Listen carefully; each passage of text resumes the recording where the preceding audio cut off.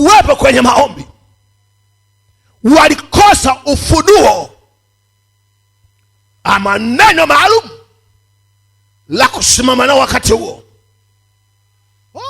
Twende. Mmoja wao akampiga mtumwa wa kuhani mkuu, akamkata sikio la kuume. Haya sasa Petro akasema, ndio mambo ya kuuliza haya. Wamekuja kufanya jema haya mafisadi hawa. Huyo askari fisadi, dawa yake ni upanga, kata sikio. Petro alikuwa na shabaha, unajua alikuwa mvuvi. Kwa hiyo mazoezi ya kuendesha mtumbwi na kasia unamfanya mtu kuwa mkakamavu. Mimi kufanya kazi ya uvuvi ya kuendesha mtumbwi, kifua kikiwa kimetuna vizuri sana. Kwa ni kwa mkakamavu, nikipiga kasia mtumbwi nakubali. Unakubali, wow.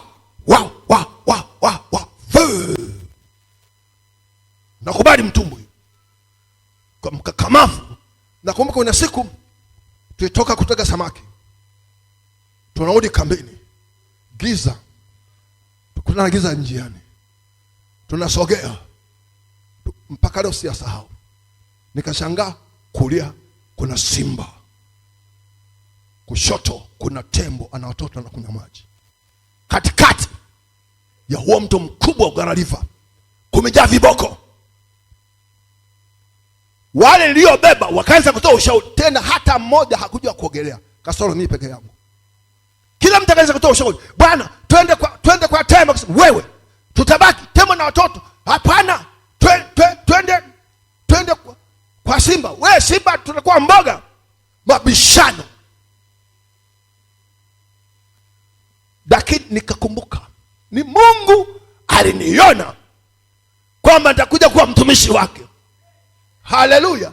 Nakumbuka sasa kwamba ule mtumbwi hebu nisaidie, ule mtumbwi na wale watu ni nini?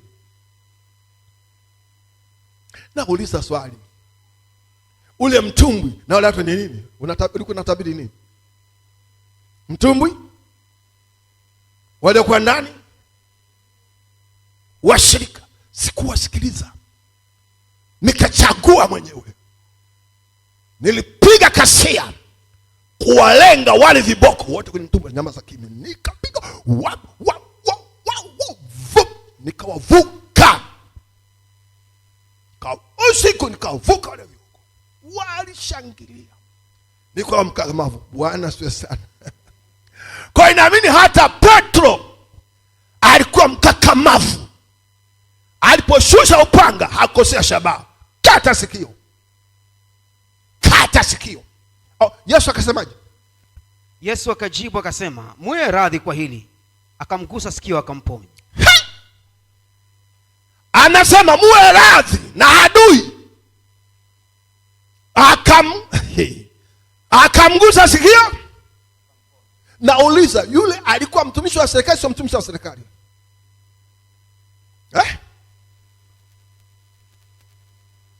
Ukiona mtu anapiga panga watumishi wa serikali kwa mdomo wake, maana mdomo pia ni upanga.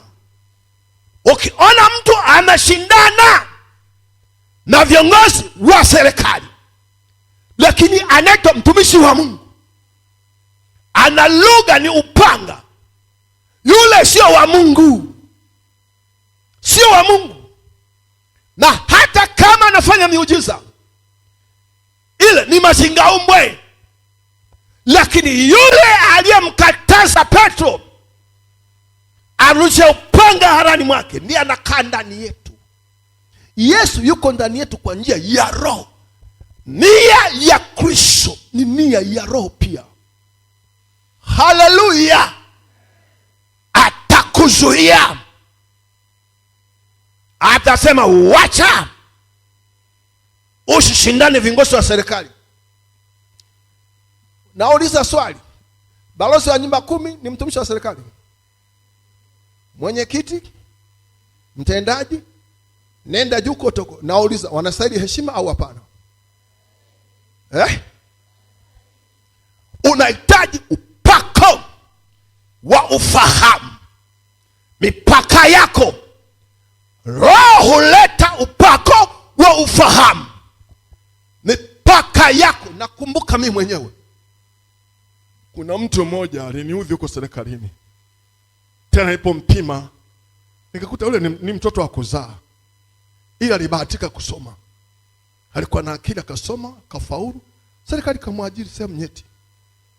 Kama si mtoto wa kuzaa, basi mtoto wa kakaangu. Kama sio mtoto wa kakaangu, ni mtoto wa dada, ni mdogo tu, kini jeuri.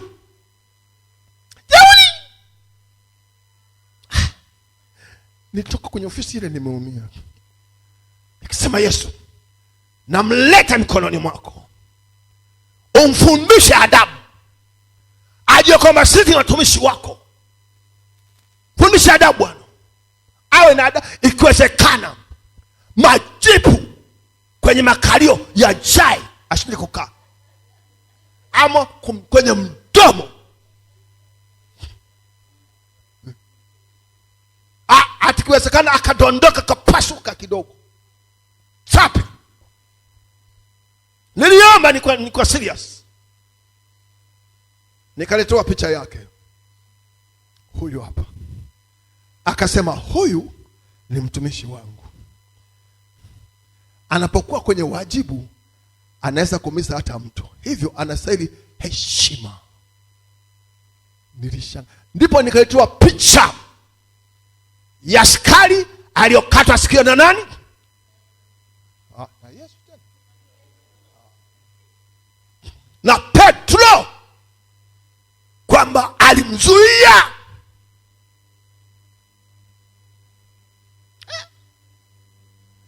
Nikajifunza kitu kwamba Petro, Yesu akasema rudisha upanga ndani mwake, alimzuia asishindane ni viongozi na watumishi wa serikali. Na mimi akasema huyu ni mtumishi wangu, anastahili heshima. Anapokuwa kwenye wajibu anaweza kuumiza mtu. Ikabadilika, kagundua kumbe chini ya Roho tunapokea pako wa ufahamu, tunajua mipaka. Nasema tena, ukimuona mtu yoyote anaitwa kiongozi ana lugha mbaya kwa viongozi wa serikali, ujue hana Roho wa Mungu ndani yake. Hata kama anafanya miujiza, ujue ile miujiza ni mazingaombwe. Kamwe aliyejaa Roho hatamruhusu, atamuonya, atamzuia. Yesu akamzuia Petro, usinyoshe mkono juu ya viongozi wa serikali, na akamponya sikio. Unajua kwa lugha nyingine kama Yesu aliwasaliti wanafunzi, yaani tunamsaidia mwenyewe halafu amesimama upande gani? Unajua mtu wa rohoni, watu wa mwilini hawezi kumwelewa. Uwe mtu wa rohoni, japo watu hawatakuelewa, lakini Mungu atatukuzwa sana. Hutagombana na watu huko. Umechukua mpaka wangu, umekwangua kwenye wengi, umetupa kwenye nyumba yangu, ndo damu umetupa, nimetupa, sio mimi. Lakini kwa kweli ukome na ulege mwenyewe. Ni wewe ndio wewe mwenyewe.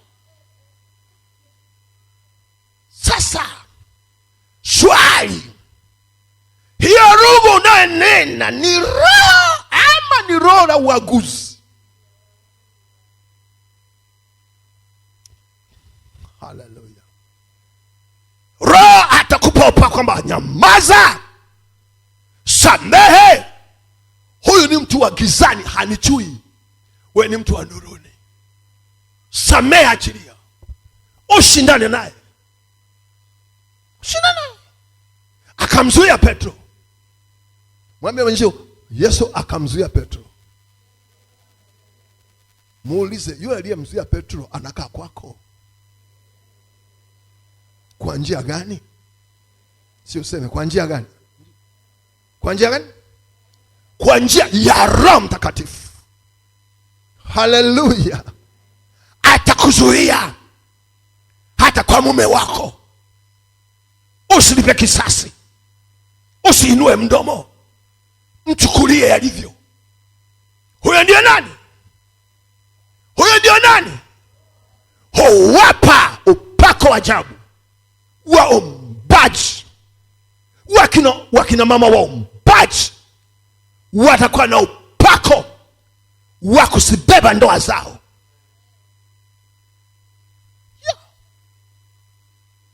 Mume amekasirika mpaka anapoa mwenyewe. Tukana matusi kweli, tukana. Wewe mwanamke gani wewe?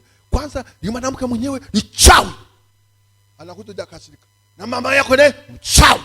Hujakasirika. Na ukoo wote chawi. Hujakasirika. Anakuta una amani tu. Anakutazama na amani. Hasemi pale. Anaenda kusema kwenye baa. Anasema mimi nina mke mrokole, ameokoka kweli. Hata nitukane matusi yote akasiriki. Ananipenda tu. Haleluya. Kristo hutukuzwa katika hali zote. Samehe yote. Hasemi tutaonana. Nimesema hakuna viungo ndani. Kwanza mboga ya shida ameondoka hivi. Nimechungulia kwenye mfuko alikuwa na hela. Wewe subiri. Atanikuta si anarudi, subiri. Ataniona mimi nani. Nitamfundisha leo. Kweli huyo mama anajiandaa kwa vita. Anachemsha mboga, chumvi linazidi. Alafu inaelea kwenye maji. Hata mume arudi saa 6 mama huyo halali. Na ni ugali limekauka, linahitaji kutumia upanga kumeka. Ameweka pale. Yaani mama amenunu, utafikiri mbogo. Hata kumsalimia baba anaogopa.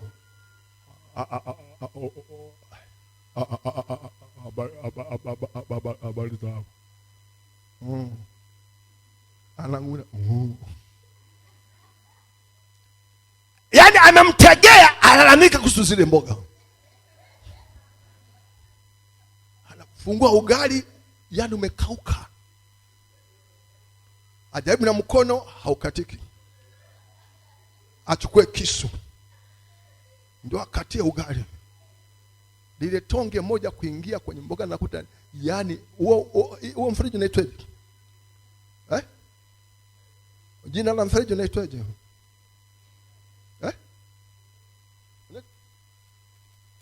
Unaitwaje? Taja mtu na ufahamu mto. Mzovu, na umetupeleka Mbeya na wewe. Ni kama limto fulani, limfereji fulani ambao linazoa takataka. Kwa hiyo mboga ziko juu. Kutumbukiza. Kuweka mdomoni chumvi, utafikiri wa kulamba ng'ombe. Alfa na mangalia aseme neno ampashi. Sasa leo mbona hii mboga hii haieleki vipi? Tumekula hiyo. Lazima ule na wewe. Kwani lazima? Ndio, ni lazima. Anakangalia kamekasirika, hata nyama hakana. Ndio, ni lazima. Nakwambia siri, utakula. Ngoja utakula. Hivi mweka sumu, utajua mwenyewe. Maneno mengi. Huyo mwanaume sipoangalia atamwagia lembo kichwani. Kuna majike jamani, ukiyakuta paka kanisani ni kama kondoo, ni kama nini? Ni wapole, ni kama kondoo, lakini mkali chui nyuma. Ana mlipuko wa hasira hizo. Mwagia mboga kichwani. Ndio leo ukome. Si usimame sasa kama na nguvu. Simama sasa. Nakimbia, anajua kinachofuata hapo ni kipigo. Mwanaume gani wewe? Leo nimekuweza.